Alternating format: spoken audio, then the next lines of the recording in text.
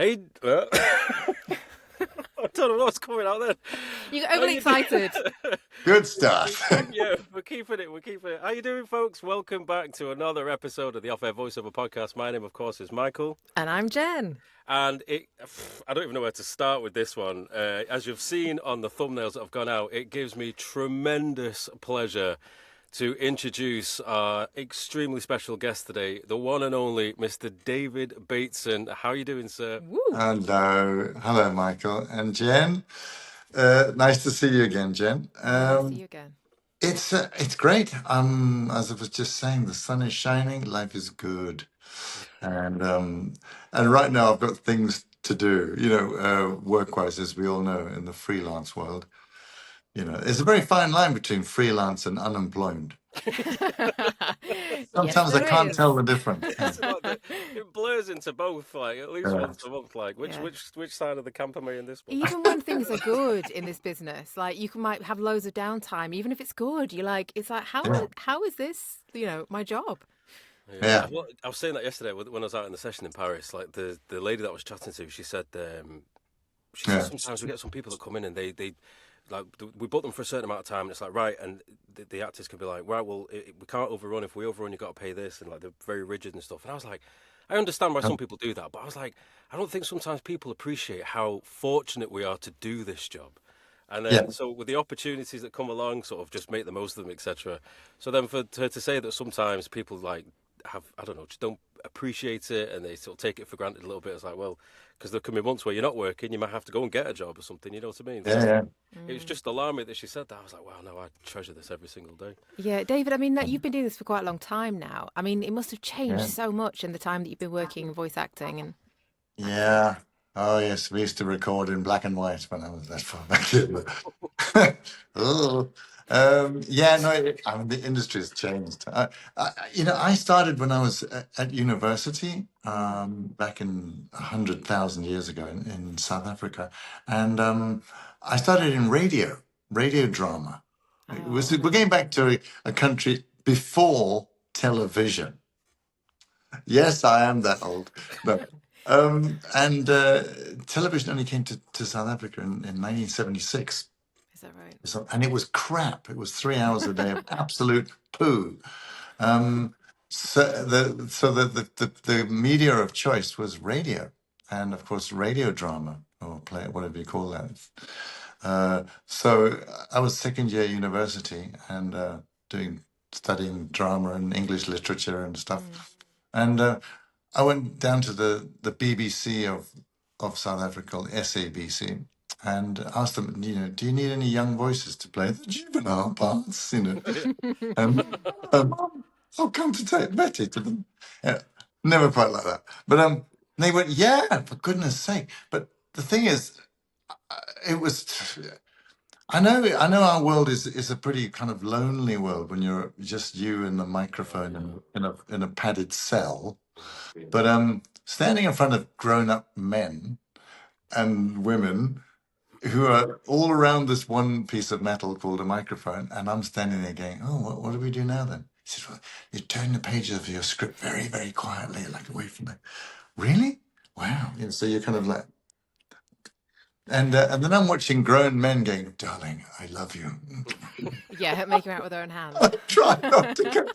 I'm watching a grown man kiss his hand and fall in love. So it was primitive stuff. Course.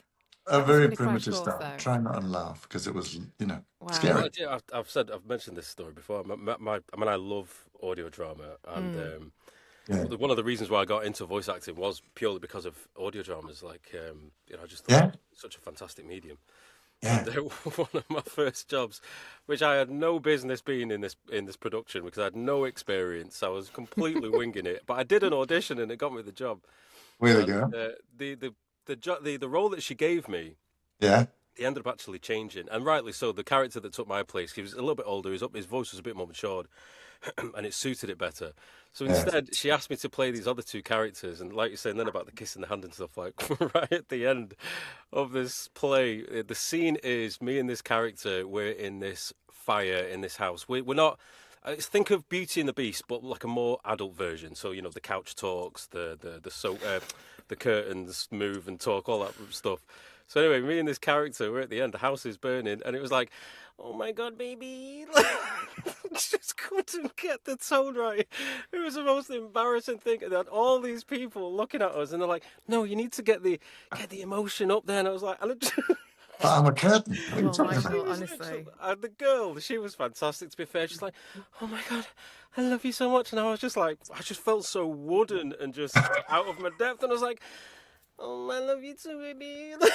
Honestly, every time you tell me this story, I die inside a little bit. It's just so It's the awful. most embarrassing thing.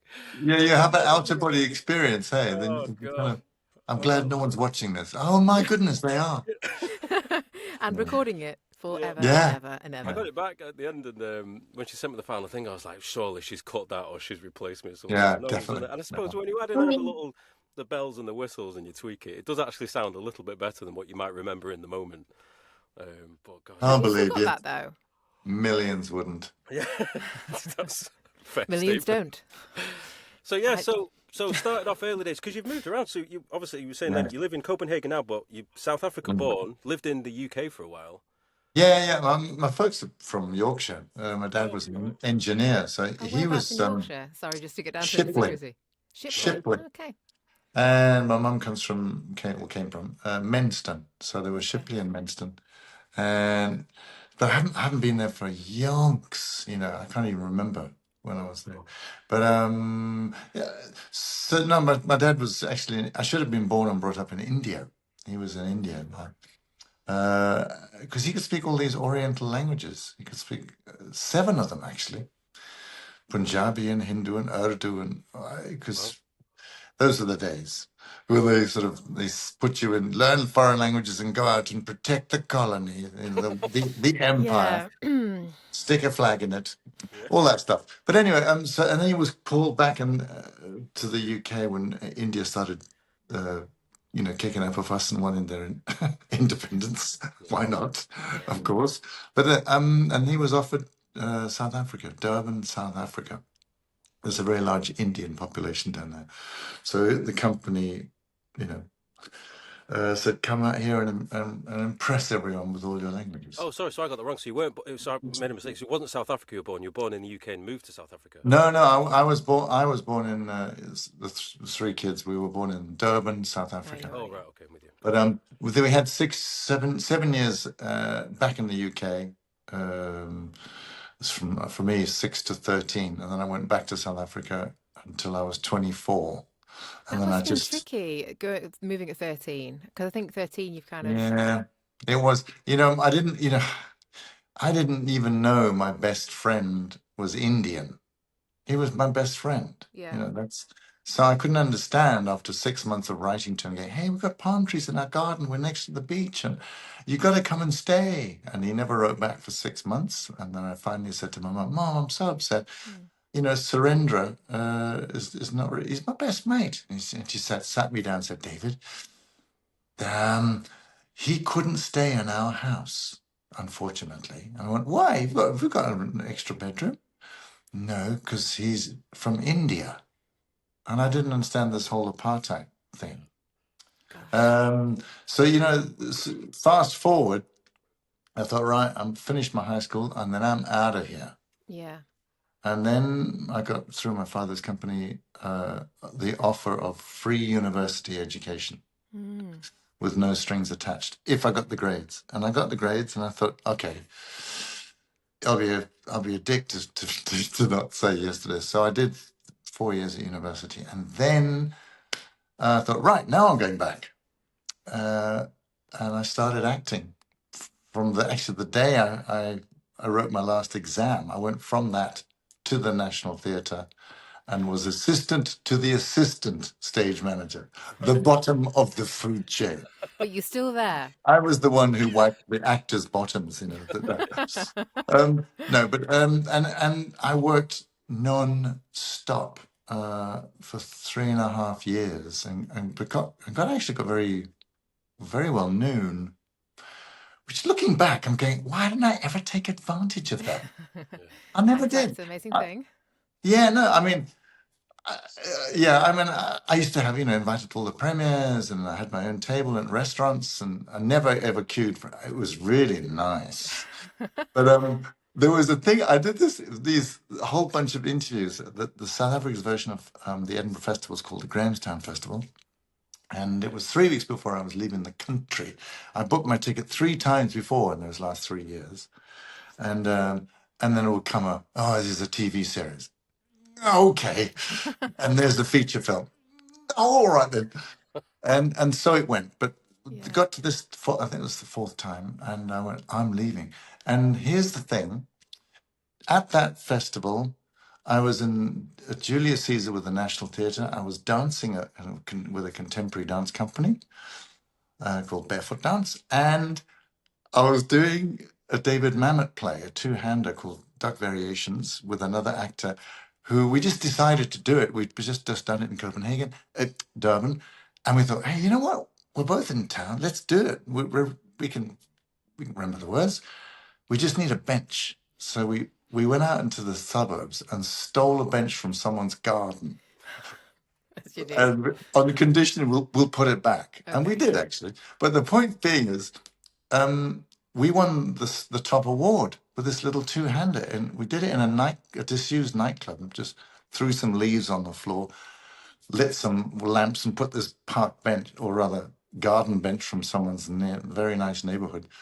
And we won the Fringe First or equivalent, award, and got all this attention. And we're going, oh shit!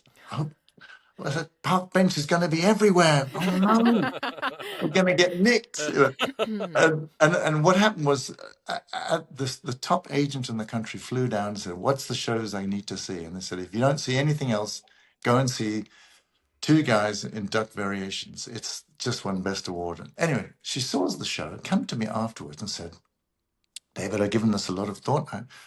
I said, I know you. I've been writing to you for years, you cow. And she said, "I'm going to offer you a 6-month tour of this play with a residency at the Market Theatre in Joburg, a TV series, a film, and a late-night chat show." Jeez. And I went, "Where have you been for 3.5 years? Yeah. Now you come." And this is a true story. I went, "No, thank you. I'm leaving in about 10 days, 2 weeks' time after this fete. Thank you so much for this offer." And I couldn't tell the whole story, but because I'm leaving because I can't hack living under apartheid anymore as a privileged white person. Yeah. I wasn't politically active. It just was wrong. And I had childhood in the real world, and this was wrong. So anyway, the press did this massive press junket down there, and all these people are asking me. He said, "David, we've got a pool amongst all the journalists. We're betting on why you live such a weird life." I went, "Sorry, I didn't know it was weird." "Yeah, you don't have a phone. You have a motorbike. You live in a single room above a single garage." I went, "And anyone can get hold of you is through a pager. Why? You're famous. You work all the time." And I said, "I never thought I was something weird. I never thought." It was just my university digs, Nick, right near the university in Durban. And I liked it so much. I went, I'm staying. I'm very happy. Thank you. Leave me alone. But they thought I was weird. So they had this bet going that there must be some really weird reason why. and I asked them, I said, "Come on, what's it?" He said, "Well, I'm a bit embarrassed. The one that's got the favorite at the moment, it's at like 3-1 odds on you." I went, "What?" "Is that you were found in a compromising position with another actor having sex, a male actor, and your mum walked in." I went, "Ooh, That adds a twist, doesn't it? that's theirs. Okay, there's and you were living this bizarre sort of hermit life ever since." And I was actually speechless. I said, well, sorry to disappoint you. But the point is that when I left, and the front page of the culture section of the National Daily paper in South Africa said, David Bateson commits career suicide. I went, oh, thank you very much. The point being is I couldn't tell anyone the real kind of reason for leaving. I'm like, I'm leaving, you should too. Yeah. And the press had a field day with that as well. Yeah, exactly. And I felt terrible because, of course, a lot of people were doing wonderful things. And one of my best friends had a wife and a baby child, and he would drive into townships in the evening to set up this theatre company. I have to say, putting his life in quite a lot of risk if he bumped into the wrong people. But so he was putting his money where his mouth was and staying and making a difference. Whereas I just thought, oh, I can't hack this. And the reason why I left and said no to all those amazing offers was because I thought I'll never take this serious. I'll never stick at it if I'm used to having a life with a fancy house and a pool and a whatever. I didn't have any of those things. I wouldn't go to the UK and go, fuck this, I'm going back. Yeah, well, so I went over to conquer the United Kingdom and failed dismally. But here's the thing: 3 years ago, I was at the BAFTA Games Awards with Jane Perry. Yeah, she was nominated, the lovely Jane, for Returnal, which she won that evening. So I was her chaperone. We took a taxi from her place, and we got to the Queen Elizabeth Hall, which is next to Waterloo Bridge. I got out of the taxi on the right side. She got out with her then husband on the left side. And I walked. What happens was, as I opened the door, I'm got the whole tux on. We're going to have the red carpet. We're going to schmooze. And Agent 47 and Diana Burnwood are going to be, work the room and all that stuff. And as I opened the door, I went, oh God, I've slept there. Actually, I didn't. I was homeless for a period of time. I was actually homeless for 15 months, but I sofa surfed most of the time. Yeah. But there was about a 4-month period where I was. When you first moved to the UK? No, towards the end. That's how well my career went over there. But the point being is, I went, oh shit! I remember lying there. We're talking 5 meters away. Yeah. And I was so nervous because I kind of asked all these people, homeless people, is that okay if yeah, come on in. I was so nervous that I was going to be murdered in the middle of the night or something.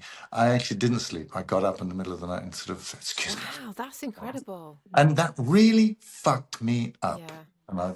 And I came around the back of the taxi and Jane looked at my face and said, shit, are you okay? You look like you've seen a ghost. I went, never mind. And we went up and did the red carpet. As we walked in, all this... I took two. There's a waitress, or with the glasses of champagne as you walk in. I took 2 glasses of champagne, went woof, woof, and then took another 2. And Jane looks at me again. Thirsty, are we? I'll explain later. And it really freaked me out because it reminded me, of some, not good memories. I feel like this podcast is going to in no way be long enough to hear. I've got so sorry, I'll stop talking questions. Now. No, please don't. I'm so intrigued. But that's my career in the UK, and it didn't work out. Wow. I did a lot of good stuff, but no, I didn't. I worked. Here's the thing: if anyone's listening to this, think about doing something else, maybe. Yeah. Not voice work is brilliant, but I worked as an actor in 7.5 years in Britain, 23 months. I worked it out many years ago when I was. That's probably quite a lot. Yeah, Jen, this is the truth. Everyone I told that to when I was living in London, they went, "Well done. That's the average. That's 1 job a year. That's 3 months a year. Well done." Yeah. And I went, that is a waste of life. Yeah. But Well, it depends what else you're doing, but yeah. yeah, of course. Yeah. But for me, having come from doing 2 to 3 productions Of course. all the Yeah. time, I rehearsed one thing in the morning, one thing in the afternoon, and I performed in the evening.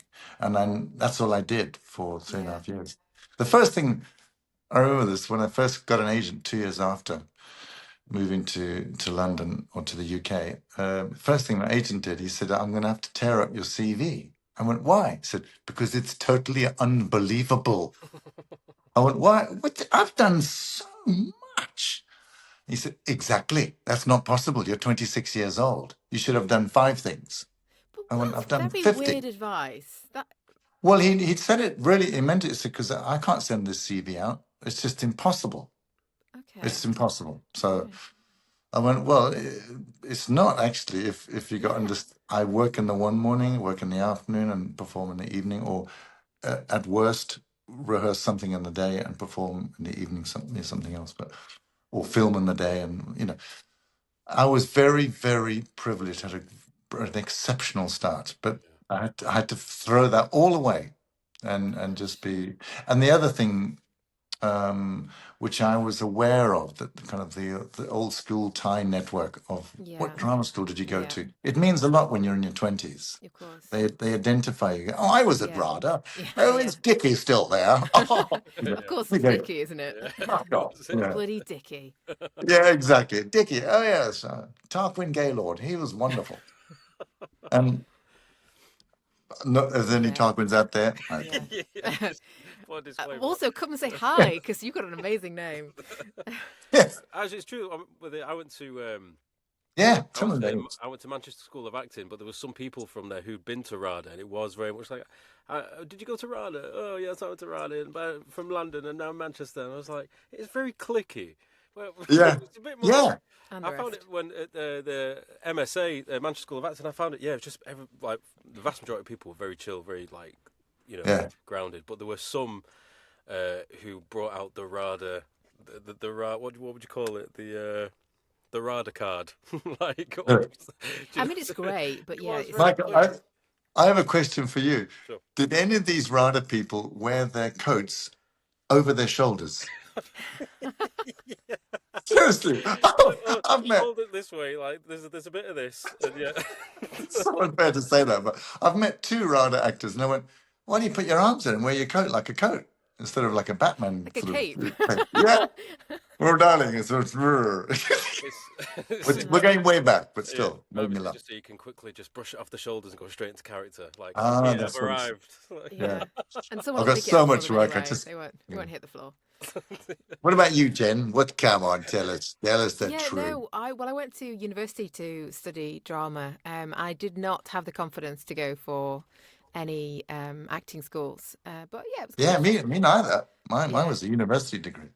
But it was interesting. I think definitely learned more on the job. Then I moved to New Zealand and did a number of different things, and did some TV and short films and all that kind of stuff. So it was an excellent education doing that. I think I learned a lot more doing that on the job. Yeah, of course. We've been doing this podcast for 2 years, and I am today years old that I knew you lived in New Zealand doing work. That is I mean, I feel ridiculous. like you're not paying attention then, Michael, because it's definitely not the first time I've told you it. Michael, shame on you. Shame on you. You are a shallow person. Absolutely own it. I apologise sincerely. It'll be one of those things at like 3 o'clock in the morning. My brain will be like, "That's when she told you." But, okay, Jen, I have another question for you. I'm doing the podcast this year. You're the guests. You Welcome. know, I feel really awkward now, though. Jen, why did you go to New Zealand? Well, I was with my Was it ex-boyfriend. love? No, well, I was with my ex-boyfriend at the time. We went together from the UK, and we wanted to live abroad, and we wanted someone that spoke English because we didn't speak any other languages. And Canada was harder to get a visa, so it was New Zealand. But you wanted to live abroad because you were going, I'm leaving the UK. Clip, clop, clip, yeah, clop, both of us really liked traveling at the time, wanted to experience different fair. culture, Okay. but Yeah. also kind of knew our limits as well. So wanted to go somewhere that was English speaking. Yeah. And both like being outdoors, and I'm really into running and walking and things. So New Zealand, and it was New Zealand or Canada, and Canada's visas are harder to get than New Zealand. So. I'm going to Canada this year. I'd love to go. It's gorgeous, but I'm going for a 1-day Comic-Con What? in the middle of nowhere. Why? And I went because I would never go to this town in my whole life, and that's why I'm going because that. And I did the same last year with this. Where I went to Sudbury in Ontario, just north of the lakes, but like it's 4.5 hours drive from Toronto, and it's an old mining town that's kind of like imploded on itself because the mining has gone downhill. And I had the greatest time, and they're such lovely people. And so the same organizer said, David, I've got another one in Rouen, I think it's Quebec. It's a French. It's also a small, tiny mining town, but it's 100 years old this year. Oh, wow. So you got to come. I went. You know what? I will. I want to. So just because it's there, So you're flying into Quebec and then driving up. What's the?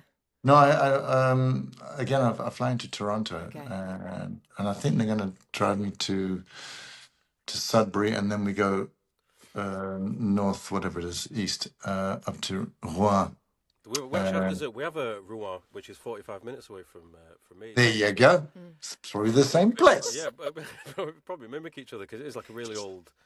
But I love it. Canada is gorgeous. Well, last year, that's where Jane's from, isn't it? Actually, last year, I didn't know that. So my partner Steph, she's from Ohio, and last summer we spent a month in Ohio, and I didn't realise that the border to Canada was like a 2-hour drive. Yeah. From Ohio to get into Canada, and so we contemplated going, and just like sort of having a breakaway for a few days and go and explore. We didn't go in the end, but it was just like I've always really wanted to go, and I thought that would have been a good opportunity because I had no idea the border was that close. Oh man, if you ever do, haven't you seen a drop? This what is it? 35 million people, and the place is bigger than America, and next door is 330 million. And that's still empty. These countries aren't countries; they're continents. Yeah, absolutely. But there's so much I want to see of Canada. I did the Alaskan Highway from. Actually, my sister lives in Atlanta, Georgia, and I drove across America up to the Rockies, and then went north Edmonton, and then just did the 1,500-mile Alaskan Highway up. Nice. But so, I mean, you're driving for 4 days, and I haven't seen anyone. Hello. It's so vast. It's so ridiculous. And then I remember stopping once, and we got out because we saw this bear with 2 cubs, and went, "Oh, let's stop and take photographs." And my then girlfriend got out the car and I went, "Hang on a minute, I think we're called Meals on Wheels here. Literally. I think get back in the car because the food chain has just turned on its head." Yeah. I found that when I went to America, I do like the place, but it is very vast. I mean, it's like when you live in Europe. Yeah. For those that listen to this that are stateside, so in Europe, everything is way more like condensed than like you can, if you live in towns or cities, you can leave your front door and walk to a shop and get what you need. Whereas in America, I found like, if you need something from the store, like go into the shop, does anyone need anything? Yeah. All right. See you tomorrow. Because everything's Canada's like that time 10. If you're going to go and buy I'll run out of milk. Bugger. That's what next 6 hours done. You are so screwed. Find a cow. It's quicker. I was going to say, yeah. You mentioned about Comic-Con. There's a Comic-Con in Paris, I think in about a week. Are you going to that? No, I'm not. If it's the Paris Games, that is off the scale. I did the Paris Games with Sean Bean. Okay. He was an elusive target. We scanned into the game, and it was. Yeah, it was. Sean Bean's, a famous actor, has done loads of red carpets and loads of movies, and died in most of them. But after a whole day of interviewing, these 4 big massive Fijians with long hair and big dinner suits, with tuxedos. They came into the room. It was like a walking silhouette. They walked in. "Monsieur, we are going to be your bodyguards. If you'll just come with us." And I remember Sean Bean looked at me with his sort of lovely Sheffield accent. "Oh, I don't think we're going to need a bodyguard. Do you think so, David?" I went, and then the one Fijian, he looked out the window and said, "Monsieur, take a look out the window." And he looked at us, and there's like 5,000 people on the street having a kind of, it looked like something out that that Zen film, film. Oh, They looked like they were all, Brad Pitt one, World War Z. Yeah, they were all just like frothing at the mouth and pushed up against the front of the Belmont 5-star hotel. I went, oh, and he went, bloody hell. and we needed them. He said, Monsieur, you stay right behind me and go, and we sort of tried to make the day. I made it, by the way, because they were going, who's that bald geezer? Where's Sean? Where's Sean? Sean got torn apart. Oh. Is it quite surreal? They sort of swept his Fijian wall of flesh just got swept aside, and he was pinned against the wall. Sheffield, that's what it is. It's all about Sheffield. That's what. Well, it got weirder when we got there. We were sort of escorted into the middle of this amazing, huge hall to this PlayStation tower. And they were at the top of the tower having a drink and looking out over the sea of people. And around the other side of the tower, we couldn't see it, but we could hear this French DJ going, Hitman, Sean. And he was whipping the crowd into a frenzy, throwing hats and T-shirts into the crowd. And Sean Bean's going, bloody hell, it's a bit hectic, isn't it? So when we went down, ready to go on, there's 3 steps up into the stage. We're backstage, and this guy's going off, and the crowd are going mental. And he's standing on nearly the top of the 3 steps, and I'm behind him. And suddenly he comes back down these 3 steps and said, I think you should go first, David. I went, why? He said, I think they're going to tear us apart. Because there was no railing. It was just, we're talking a 3-foot stage, and then the audience just going, So when they announced it, I said, look, Hitman! And I was like pushed out. And he made it that time because he didn't. Sounds terrifying. It was off the scale. Is it quite a surreal feeling, sort of being known or recognised by so many people? Because I'd imagine, because I think some people, I'd imagine it's almost as if they feel like they know you through your work, but so then they meet you as because you get some super fans who can tell you everything about your childhood, it's because they just invest so much into the person. So it's like being in a room full of stalkers. Really. Yeah. So what's it like? I mean, it's fabulous. No, it is fabulous. If you're on a stage and you've got thousands of people, I sometimes wonder, how do you come down from that? Not the actual stage, but the high of, just having so much admiration from all these people. I don't know. I could just imagine the adrenaline must be going. No, I tell you what, it's very humbling. It's very, very humbling because you are presented with people who, if you see a favorite film, Jen. Yeah. Name a film that you really, really like. Oh, I'm just watching Lord of the Rings again. So oldie but a goodie. Okay. And what about you, Michael? Oh, wow, that's a great... where do I start? One of the Godfathers, Godfather 2. Okay, cool. Now, if that's your favorite film, you ask yourself, how many times have I seen that film? Okay, because you've seen it 3, 4, 5 times. I don't know. A million. Yeah. Then you're standing in front of a queue as far as the eye can see, nearly, and these people are coming up to you and going, "You're my childhood." And you go, "What? But you're 35. I've been playing you since I was 9." And you're going, "Whoa, call security." No, it's extraordinary because they've spent 500 hours, 1,000 hours with your voice in their ear. Well, I said it when we first started. Well, even when we first started, before we hit record, I said the same thing. For me, it is quite surreal because from the first Hitman game came out, 2000 was it? 2000. Yeah, 2000. Yeah. So being a gamer and I can sort of relate. It's very surreal. But I was curious about that because that many people sort of have all these memories, and then they see you, and then they hear the voice in real life, and it's all these associations. I just always wondered what that high must be like, and then coming down from it, go back. And then you're back with your kids, and they're like, it's like you see the boxers go out into an arena of 30, 40,000 people, and everyone's going absolutely crazy. There's fireworks, and then 45 minutes later, they're back in a dressing room. Then they maybe getting in a car and going home, putting the telly on. Yeah. It's so crazy how you come down from that sort of high, but it's But it's beautiful because I'm there, and this dads who's bringing their sons or daughters for that matter, and and telling you that they were playing this game when at their children's age or something, and you're going, what? Am I that old? Because it's been going for 25 years. But uh, 25. but the thing is, then when after the third game, after I think it was after Blood Money, they scanned my face in when they got the new engine, the Glacier engine. They started to, the motion capture and performance capture really started to unfold, and that was the start of when they actually scanned my face in. I did look like him, I was told he has a much stronger nose. So they've kept his nose, but they've scanned my face in. So I'm not helping matters. I'm dressed in the outfit, and I got a barcode in the back of my head, and I could see them coming up, and they look at the poster and go, oh my God, it is him. Really him, Daddy? It's 1840s. Well, And this makes melt them. this makes actually a good segue into the Hitman conversation. So, because Yeah. from what I understand, from this actually happened. Well, I know you had to audition for it, but from what I understand, you were doing another voiceover project, and they Yeah. wanted your voice or something.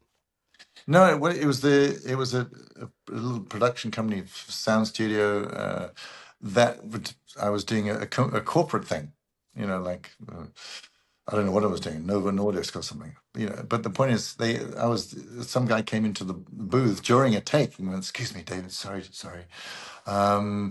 Could you, when you finish, would you come and have a look at some of the graphics of this computer game we're designing?"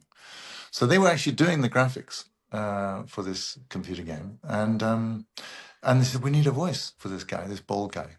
So I did. I had a look at it. So it was kind of being in the right place at the right time. I knew about afterwards that they saw or heard a lot of people from around the world, but it certainly helped that I was right there. I looked like the guy, but and I just did an audition for it where I thought, you know what, I'm going with this kind of Philip Marlowe, Noir detective. just kind of flat and saying almost this radio play thing like I opened the door, the door closed, and just kept it real. And it was the silent assassin, so there weren't much words to say, no great sort of emotional. Which is why I'm no, don't go with it. To be fair, But that's not an easy thing to do because when there isn't a great deal of dialogue, but you yeah, still have. But it's You like still have to make a mark. yeah, absolutely. Like even if it's just like the odd word or two, to still well, here's create the that thing. character. Last year, in coming up now in April, is the Danish Games Awards, and last year I was asked to go and present the last prize, which was the Hall of Fame, and to this fantastic guy who has everyone's grown up with in this country. He was the kind of the computer nerd from before computer nerds were computer nerds. And so they said, right, could you give us, do a little speech for him? He doesn't know. He's sitting in the audience, and but don't say his name at the beginning, and just make this is going to someone who's made such an impact on the computer game industry over so many that kind of a non. And I had to do it in Danish. So I went, oh bloody hell! And as we're walking out, the co-host who'd arranged the whole thing, he had said to me, "Oh, by the way, don't really stretch out the fact that you're not saying his name." I went, "What? Oh shit! More Danish. I have to suddenly find." Yeah, improv in Danish. But so as I started there, and then he interrupted me and said, "Listen, and we now have a video which David has not even seen yet." I went, "No."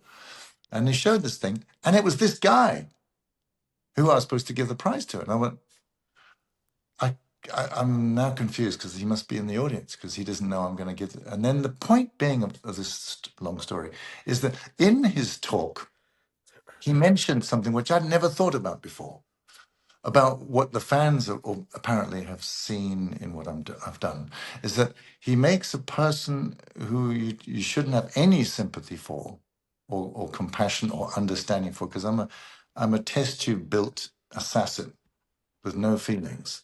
So there's not a lot to go on as a human being to sort of put a bit of nuance into a bit of emotion. Bring your history with you. Yeah, but he's made that character into someone you genuinely care about, and can enjoy this very, very super dark humor and sort of curiosity about human nature when he's seeing, and I went, oh my God, and then he said my name at the end of it, and it was me he was talking about, and then I lost the plot. It was, the whole thing was a setup to give me the Sounds award. brilliant.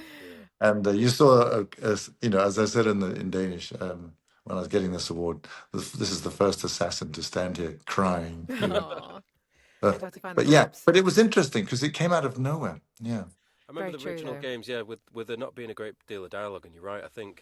I remember when playing the first game. Yeah, it was like, do I like this guy? Am I a bad guy? And I'm just going through the motions. But then as the game developed and the series went on, and then obviously there was a bit more dialogue. There was way more persona that was coming out. There was more.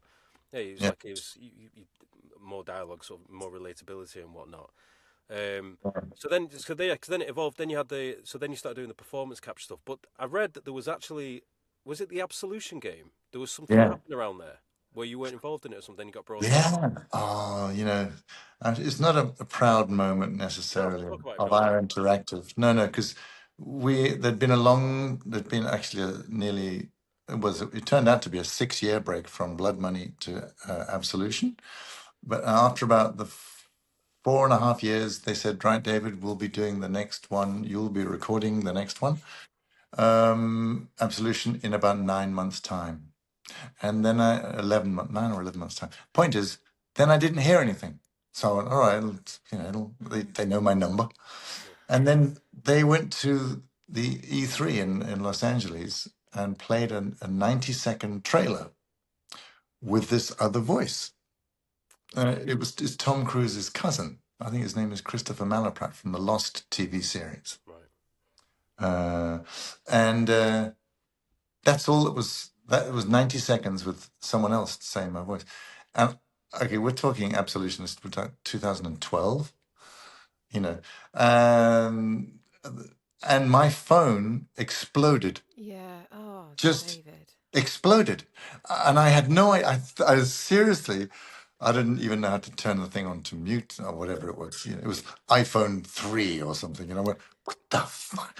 Yeah, my phone's having a heart attack. And for 3 days, I had it under a cushion. I literally had it under. I couldn't shut the. But you knew I could by turn this the point, volume down, but I didn't know what. And every now and again, I'd look at it again. There was this permanent stream of messages, and I'm not going near the bloody answer machine because it's. Anyway, the thing is, I'd been dropped, and they hadn't told me. It makes me so angry. Well, because you're not the. I mean, obviously things have turned out, but you're not the only one this happens to. It happens. You're welcome to go in another direction, but just tell me. Yes, just have the courtesy to tell us. I think that's They were very apologetic about it. Did the other guy sound like you though? No, but here's the thing. To their credit, and I really mean this, Iron Interactive, because I've known these guys for 25 years. Yeah. To their credit, they were then owned by, I think it was Eidos. Yeah. The fans started a campaign I bet they to did. not buy the game. Yeah. When they put it out as a pre-order in like January, February of 2012 or 13, I can't remember now. And the fact no one bought it for like 4 months. And I knew at that time, with this new engine and the 6-year break, they'd spent like $50 million or something getting this whole. If people didn't buy this game on the pre-order, they're in trouble. We're going to be toast. Yeah. And anyway, so I got this kind of nervous phone call, going, would you like to work with us again? I thought you were all dead. And I said, of course, guys, So I thought it was another game, not Hitman. Yeah. And I said, I'll come into the office. No. Let's meet off site. I went, okay. And we did in some of the smallest cafe in Copenhagen. and it was like a drug deal. They slid across this a big NDA, which is about this thick. I Yeah. went, what? I'm not reading this. You have to. So, of course, I didn't. I just, no, Skim it. Skim, signed. And I went, right, what's the game? And he slid across this other envelope. I went, this is so sketchy. And I opened it up, and it was Hitman, Absolution. I went, hey, but you've done Absolution. And I went, but now you can't talk about it because you've signed an NDA. Yeah. And they had decided to go behind the backs of their employers. Eidos. And You're not breaking NDA talking to us about this, are you? no, I'm not. No. This is what I mean, totally to their credit. Yeah. Because they were absolutely putting their jobs on the line because they could be the upper management would be fired on the spot. We recorded it in secret over a month at a studio in Copenhagen, which is kind of fun because they had a code on the door. And again, so the other people in the studio and the other, Dave, you're here again. Yeah. What are you doing? None of your business. E-learning. Knock. What's the password? And I would sneak into the studio and we'd record for a month, and then they flew up, I think it was to Montreal, and presented it to their owners. So come on, I see. hand on heart, what do you think, Chris Malaprat or the ball guy? And they, to their credit, they listened to it and went, you know what? Yeah, I think we made a mistake. Let's go with the. So they all kept their jobs, and it was green lighted, and the rest is history. But the point is, that's thanks to the fans. I was going to say it's quite incredible. Thanks to the fans, amazing fans. Which kind of ties in with what I said before about when you go to these events and you see all these people, this admiration. It's a real thing. So the fact that you were able to, or their voice was able to make a studio go in a different direction and admit, listen, we made a mistake and we're going to fix it. It's an incredible. I just wonder why when something's working and you got your 2 games in, the voice is such a great match for the character. It's running, it's evolving, it's got a fan base. Why would you change it? It just makes no sense. Yeah. You ask yourself that. I mean, I had this conversation yesterday with Jen, or rather, on the emails, where I was called by my voice agent in London. Said, "We got a job for you. It's a big commercial, TV, brilliant. What's your availability?" And I actually queried this email because that's weird. I haven't even auditioned. So I wrote to the agent, one of the agents, and said, "Listen, are you sure? Is this you want availability so we can record a test, or is it the actual job? I don't get this." So, and I got a short reply, no, it's the actual job. You got the job. It's big. Good. So then, of course, in your head, you're already spending the money. Yeah. Just big mistake. Don't even do that. So, and then you get an email later in the day because I'm going, listen, I've got a few gigs coming up right now. So these are my availabilities. They're closing down. What are we doing? And then you just get a short reply going, oh, they've decided to go in another direction, as I said to Jenna. And you're going, I just want to murder that person.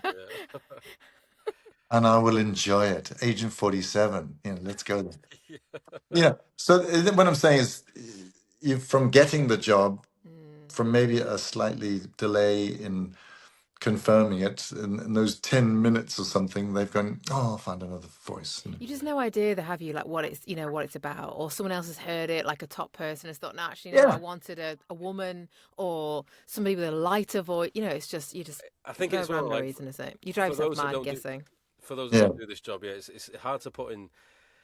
Not hard to put into words. It's easy to put into words, but the feeling of like when you get to like a final 2 or a final 3, and you usually in my head, like I had it recently with McDonald's, a national spot for McDonald's, and I was down. I was in the final 6. I got the job, but it was. Oh, you did? For about 3 weeks, it was like. I mean, it was all right. The session went well, and everything. We got on a good rapport. All these, but that you're just one person away from going. Nah, not that one. Yeah. It all just gets taken away from you. And when I realised how many layers of approval this had to have, up to the McDonald's UK and Ireland CEO, Oh, Wow. flipping heck. There was a Really? lot. Yeah, there was about 6 agencies involved in the whole process, and it had to get ticked off by all of them. You And can so easily, I mean, that's the thing. If it's just one person or two people yeah, it was thinking, four. we like this voice, let's go with it. Yeah. Boom, decision, Yeah, done. yeah. And But it the was more people involved, more suits are involved in the food chain above you. yeah, it was So flipping a coin. there was 4 adverts, and Oh, after flipping the heck. original, Really? yeah. So what happened was there was 4. In the final 6, they needed 4 voices. So, Okay. and each one of us got our own advert. So it's like a series they're doing, but it's 4 different variations and a voice for each one. So I thought, okay, I've got through this stage. I've done the other test reads have gone well. So you Yeah. just get to that point and think, yeah, and you just know that there's one person that could undo all of it, and you just you feel kind of helpless. But Well, you are helpless. That's the thing, isn't yeah. it? So much of it's out of our control. I mean, do you guys, I know I can ask you guys this too. I mean, do you, I mean, I don't know if it's just because I'm getting older or something, but, or more desperate, or I don't know. No, I don't no idea. But it really, I have more difficulty shaking it off now. Oh dear. It should be the other way around because I've been doing voiceovers for a million years. But when it's something really, really big, then you're going, oh, come on, man. Yeah. It's just me and another guy. Why did you Yeah. choose the other guy? Well, that exact thing happened to me last year. I was in the final 2 for some Yeah. national campaign for NatWest, and what made this one a little bit more gut wrenching was because the person that they brought in. So what happened was, what I was told was the director or producer had written these adverts with this voice actor in mind. It's like I don't know who the person is, but there's someone who works on TV. They've got some sort of mild celebrity status. Yeah. So these adverts were written for this person. Anyway, Yeah. for whatever reason, it wasn't going particularly well. And I got the phone call from my agent. She said, look, are you able to do a test read like in the next hour with the studio? Because they're looking at maybe going in a different direction. They've heard you. They think you might be right for it. I was like, yeah, absolutely. Let's do it. So got into the session. It went excellent. We did the TV ads. We did the radio ads. We did the online bumpers. Everything's going great, and they were saying we had some issues. The other person, they weren't following direction very well. They weren't giving us various takes. I was just like reeling it off. It just went really well, and then so this was the Thursday, and then they were gonna, because the ads had to come out the following week, so it was like decision was imminent. Yeah. And got a call off my agent when I spoke to the studio. They loved it. Everything went really, really well. So they've packaged it all up and they're giving it to the creative director. Yeah. And then so the Friday came, was hoping for that decision. I was like, oh, it's got to be, please. Yeah. And then they went, they've not decided yet. They're going to decide on Monday. I was like, oh my. Anyway, Monday they went, we're really sorry. I was like, basically what happened was they said because the ads were written for this other person in mind, the creative director just couldn't shake it that was their original voice, and despite the sessions going well, they're going to go with that original option. And that was it. Normally I can just like, okay, forget it. But I think I think sometimes when the hype has been built up a little bit too much, and if you buy into the hype, I think that's when it can feel a bit more of a gut punch, and it's harder to let it go when you don't get it. You know what I mean? So I do get it. I know what you mean. Yeah, but listen, the National Lottery, all win, whatever it is, in the UK. I'm asking you now because you get to listen to it, but about, I don't know, 3 months ago or something, something like that. I suddenly got that call. We need a new voice for the National Lottery, but it's also for the America, Canada, Australia, New Zealand. Oh, whoa! And my agent's going, don't fuck it up. Thanks, man. Thanks for your support. Yeah.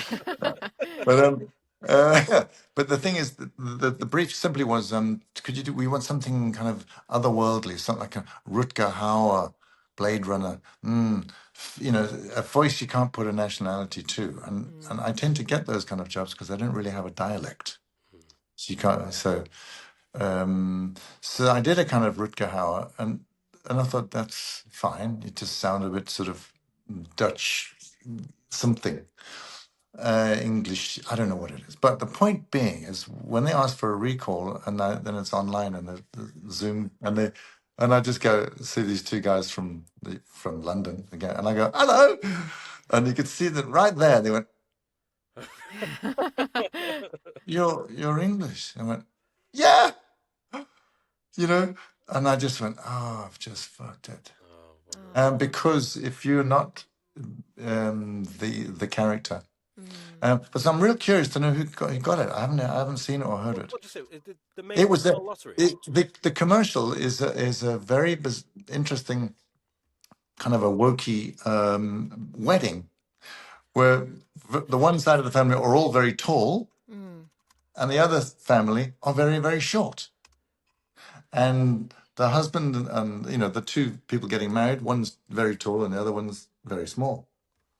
And this was kind of a worldly sort of voice looking at people going, we're all different and we're all the same, but you never know how your luck can change. Something like that. It was a very charming. It sounds like a nice ad. Really Obviously they nice. chose the wrong voice actor, but I charming. don't know. But the thing is, you never know. But never know. Yeah, we'll have to look out for it. I think that's one of the things. If you don't land a job, is then going online and finding it and seeing who got it. Don't do that. I'm going to do this now. I haven't found out. I'm not going to find the guy, and I'm going to kill him. Yeah. And then the spot will be available again. So it all works out. David, I've got to ask, because obviously there's so many of us who want to replicate your experiences in these games and things. Like, have you got any advice for any of us who want to smash auditions? Obviously, I know it was kind of slight serendipity, but obviously mainly talent that got you this job. Like, Yeah, I mean, the serendipity it's very simple, actually. Because I could have done anything with that character because it had never been done before, and he didn't exist. He has no childhood. Doesn't come from a place. He comes from a little test tube. All that stuff. It's simply this: whatever approach you think is best, if it's out of instinct or you've done your research or whatever it is, and you think I'm going with that John Wayne kind of sound.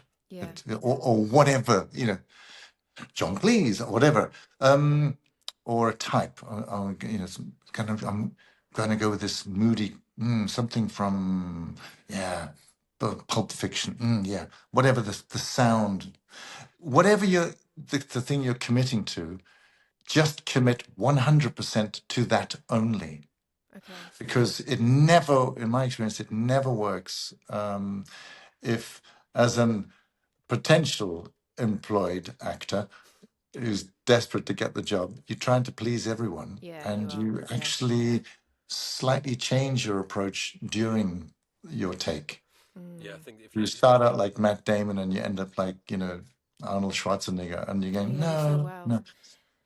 You just got to roll the dice on that one way of doing it. Commit. I think that's such good advice. Because it will come across. The commitment will come across. Yeah. My litmus test, seriously, is if I get goosebumps. Off my own voice, which is a bit kinky. But it's the best though. Like, we won't go there. Amazing. We'll choose not to go there. But if I'm doing I'll arrest myself. Now, if I'm actually doing a job, even a real job, I'm thinking, this is, and the people in the studio, and I'm looking through the room full of suits or something, and I'm doing it like they said I should do it, and we do it like that, and then everyone's nodding, and that's it. We're okay. We're fine. If there's some time left, and I have a really serious gut feeling, I just kind of go, excuse me, can I just ask for 1.5 minutes of your time? And they go, why? We've got it. I went, can I just try it like this? And they go, okay, finish your cafe lattes, gentlemen, ladies. And I give it a shot like I wanted, my instinct is telling me how to do it. And I can feel it. And I know that's the one.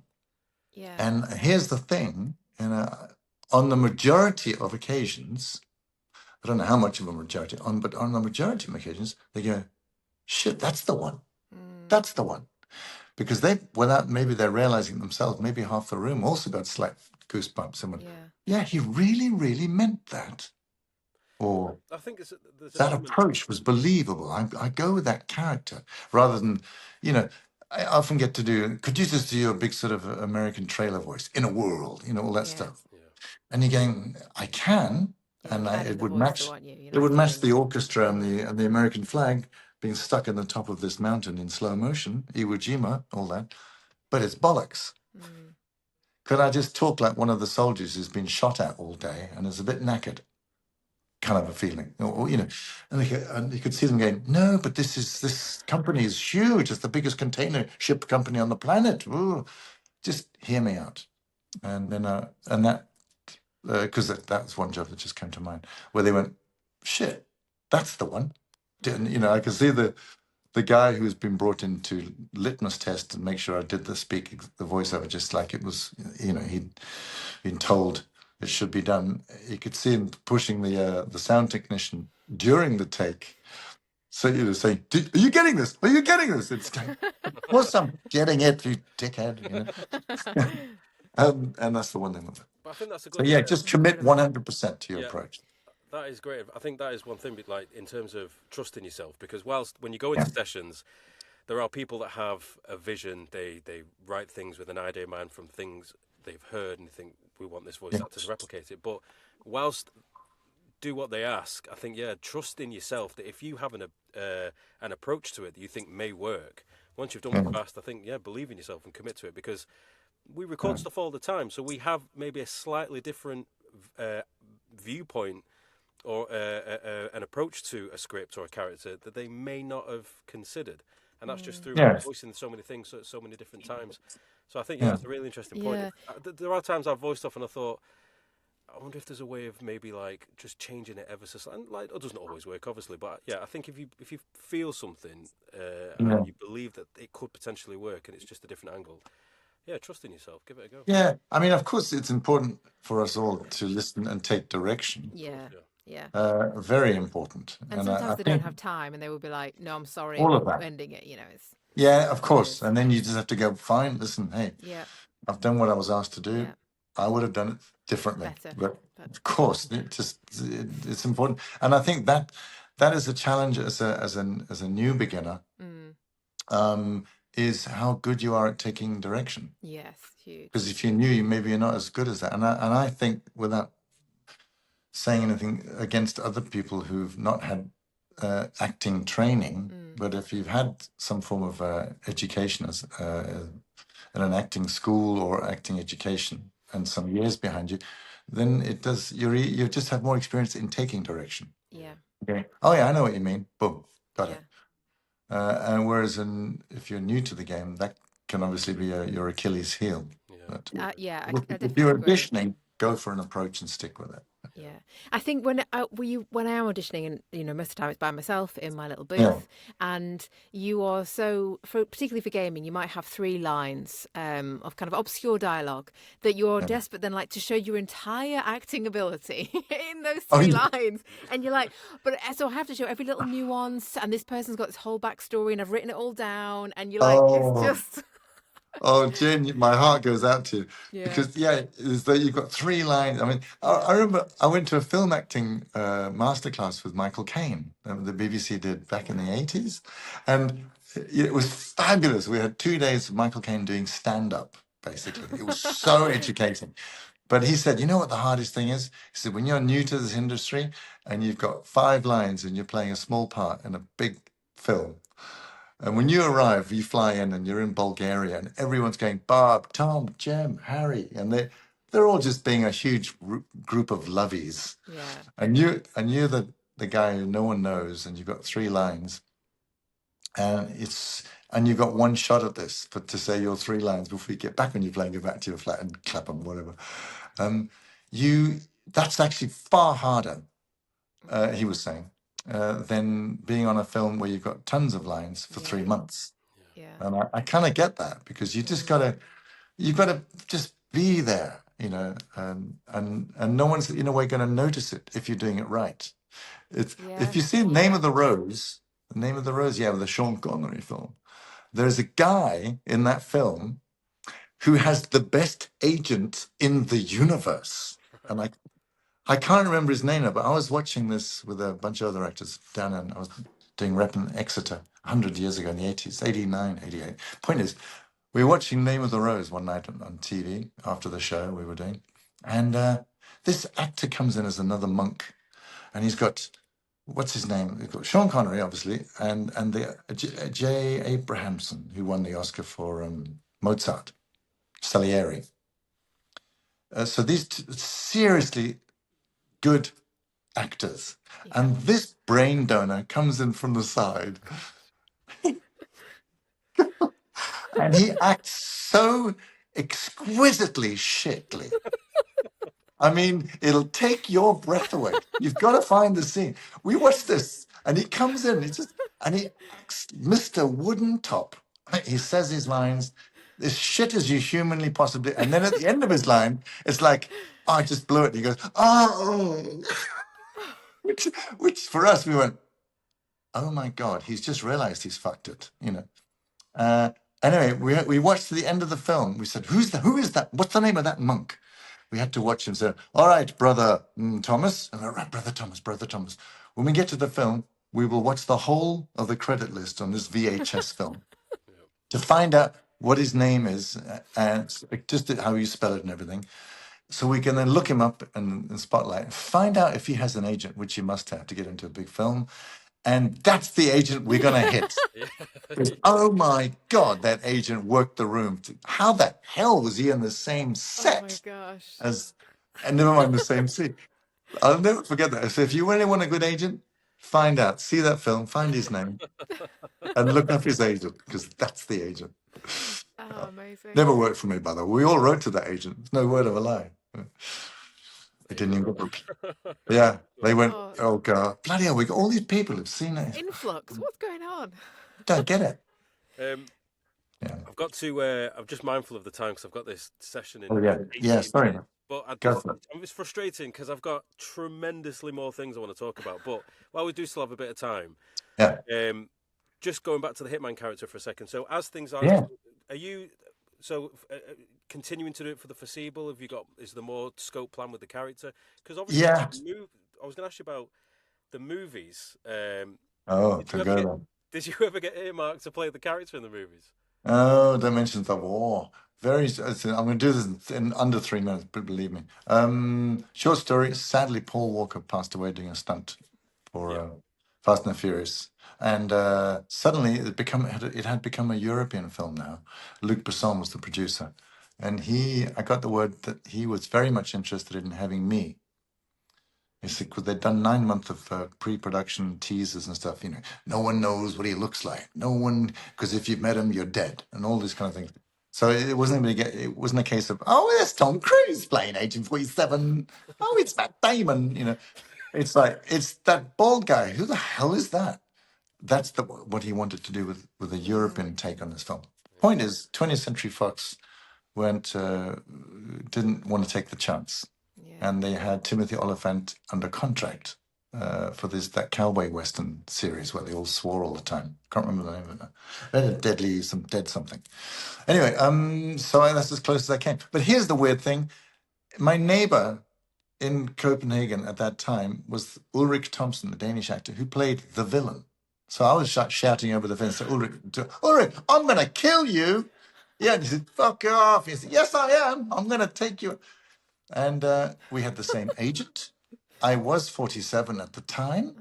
And the film was being shot in South Africa, where I'm from. So I'm going, okay, do I have to spell this out anymore? But the short story is, even where we said 20th century, would you just give this guy 15 minutes of your life? Aren't you even curious? And they went, no. So still again, it wasn't meant to be. Wasn't meant to be. Just like, I think, because obviously the voice is obviously such an iconic part of the game. So and the fact that you bear resemblance to the character, it's like, I don't know, I think that but you're also a screen actor as well. Like, it's not like you've purely always been voice. You don't have the credentials to be able to do the role as well. So it's it's a bit. I wonder if it's one of those where if it was ever revisited again, it's like, okay, well we've tried this a couple of times, and I think both times we've just missed the obvious mark, and we should have actually maybe just tried it to happen, because I think when that voice comes through and you're portraying the character, I don't know, I just feel like it would just click into place so much better. I mean, I do think that, but life didn't turn out like that. Get a petition started. But yeah, exactly. Bloody hell. You, the fans, they are the militant ones. They're fantastic. No, just to say, yes, I'm still involved. I'm doing not one, but two more elusive targets coming up. I don't know who the famous people I'm going to kill are, because they know, David, if you tell you, you'll just tell everyone. I went, no, I won't. Oh, actually, on that, just David's nodding fervently on that. Yes, I exactly. remember. Blabbermouth. Is it right that one of the guy that from Absolution, he became a target in the game? Is that true? Tom I mean, Cruise's cousin, the one that from the original. Christopher Malapat. Yeah, Oh, I'm sure I read that he actually became a target in the game. Oh, it could that's be. harsh, though, isn't it? I don't know Yeah, if I'd want take it. that. Yeah. Just You got dropped. Now we you have to got kill you. dropped, and Yeah. we're going to kill you. No, I it might need seems to a fact lot. check on that. I'm sure I read that actually Well, in a funny twist that they actually put him, this character, in the game, and then he became your target. actually, I'm not sure. I don't know. I think the actors get. I don't know. Is the short answer. I will say this: there's IO Interactive have just launched their James Bond franchise with First Light, Yeah. and there was a tremendous amount of attention on the worldwide what's it from the fans of the game to say, "Oh, couldn't it be cool if David could play a villain Yeah. in the next, in this game, or even just one of the villains, and whatever." But and I thought actually that would have been a good idea, because there's 85 million people playing the Hitman franchise daily now, 85 right now, million. and up to 300 million who've played it and have it in the house, Yeah. but 85 million active players on a daily basis, Gosh, which is insane. that is insane. It's a bit worrying. It's like you're going, oh Do you shit, ever, no pressure, David. Don't fuck up, do you ever Hello. just Oh out of my interest, do you ever, like, if you go somewhere, I don't know, even if you come across someone who could be a potential, I'm just throwing this out, a potential gamer, for example, I don't know, you go to the supermarket, some Yeah. young lad, do you ever put the voice on just to see if you get a reaction? Oh, don't go there. I get recognized. Seriously, this is still takes me genuinely by surprise. My voice gets recognized all over the place. I'm not just in Denmark, where I'm going, oh, it's Agent 47 over there. Obvious. Yeah, no, I see it with double looks, and it's either a young boy tugging at his father's sleeve as they walk past me, and I'm talking to someone, and I just know what's coming in the next 3 minutes. The kids going, Dad, it's him, it is. Don't be stupid, it can't be. And then they turn around, and my son wants to know, and I go, yes, it is. And I mean, it's so insane. Or it's a fully grown man. It happened at Christmas. It's happened loads of times before Christmas, after Christmas. But my brother was visiting from the UK. I'm in the middle of Copenhagen at a Christmas market, snow at an ice rink. It's Hans Christian Andersen world. And I'm just talking, having a hot dog to my brother, and this young couple come up to me from the States. And they're going, excuse me, sir, it's going to sound really, really funky question to ask you, but are you Agent 47? And I went, yes, I am. I'm in disguise. Shh, don't tell them. But I'm eating my hot dog. But no, it generally happens a lot, but it happens, this is the scary bit, in a way. It happens all over the bloody planet. When I go to game cons from Seattle, San Francisco, Phoenix. Last year I was in Dublin. Happened there, just walking down the street. And I was in Birmingham last weekend at the MegaCon at the NEC. And I'm going to the toilet in a hotel. It's embarrassing.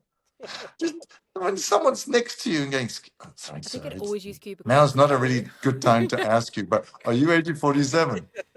And I just pissed down their leg, It must be Sorry, just. Jen. It must be just the coolest thing to have. Like you said, 85 million players, a recurring character there's across so many games. Quite a It's what an incredible. I wouldn't say achievement, but I think it goes way beyond that. I think it's just become so synonymous in gaming that I mean, I think anybody who wants to try voicing gaming, they aspire to have something like that. But I think the Hitman character. is one of those that will be around for such a long time. Well, that's what I can ask you as well. Yeah. I have to be very quick, but Yeah. would you ever? Has anyone ever talked to you about doing AI for the Hitman game in terms of like the AI, the voice? Is that ever? No. Obviously, IO Interactive have the good right to sort of AI my voice, but I think the fans would kill them. Yeah. Yeah, that's Because we're seeing that. the game now, there's a lot of respect for the voice. There is definitely a swing back in AI. Oh, but Yeah. we've literally been talking about this, and I think that is. I've got two. I can't talk about them, but I've got two cases coming up this year Right, Okay. where I'm suing people. yeah, Oh wow. Oh, we're definitely very seeing a good. pushback. We'll be following that then.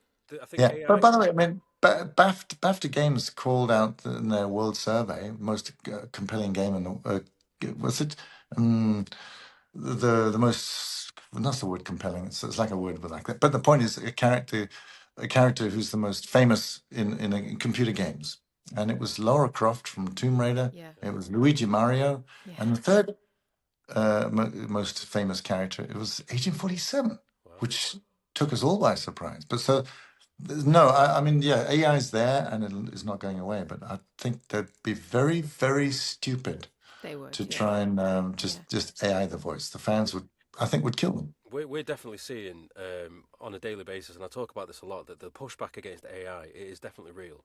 I think Yeah, it is. there's been so much what they call AI slop produced, whether it's AI videos, a barrage of AI voices, that I think it's Yeah. that we've kind of got to that point where, yeah, okay, it will exist for certain things, but not talking about the tech side of it. I'm talking more like the entertainment side of it. It will serve Yeah. a purpose to a certain degree, but this notion that it was going to take over everything is just so far from the truth. And I think now people are, when they are hearing real performances, whether it's in voice acting or if it is like a piece of video content, because Yeah. it is human made, it resonates so much more, especially after getting so much of the artificial stuff. And it's like, well, there's no comparable. Well, just to end off, Jack Black is Bowser in the Super Mario film. Yeah, I was going to say. I'm the Did you talk Danish about that? Bowser. So Yeah. I'm the Danish Jack Black. And I was invited to the premiere just the other day and brought onto the stage together with Pilo Asbeck, who plays Luigi Mario, famous Danish actor, very good actor. But the point is, there was this incredible, wow, those are I mean, this is a Danish game, a Danish version of the film to 5.5, 6 million people on the planet. But there is such a respect for the humans, the character, and the person's name. Jack Black. Can you imagine Jack Black being AI'd? There'd be a riot. Absolutely. The same goes for everyone. Yeah. So yeah.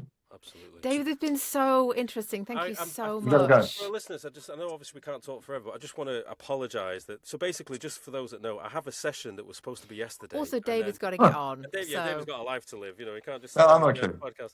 But they had to change it to today, and I couldn't move it. So I didn't. I thought we were going to have a good chat, but I didn't think we'd have so much more still to talk about and run out of time, which I'm desperately frustrated about.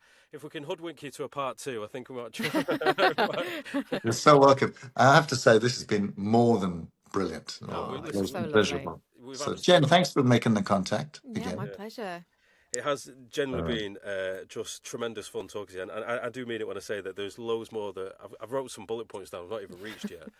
And it comes away from the Hitman stuff. Like, it was more about just other aspects of work and the industry and other bits and pieces I just want to talk about. So Part 2. I have to say it for if we part can 2. do a part 2, then one day, All one it'll be voice. We amazing. see it one voice, hopefully. Fingers crossed it all works out. But yeah, so You're so David, welcome. thank you so much for your time today. It really has been a fantastic, My pleasure, and a fantastic conversation. And for those that have listened, I hope you enjoyed it just as much as we can't did. wait to see what you do it's next. been incredibly interesting, funny, and insightful. So so thank you once again, Thank David. you. And that'll wrap us up for today's show, folks. So I guess we'll see you on the next episode. See you on the next one. Cheers, Bye. folks. Bye bye.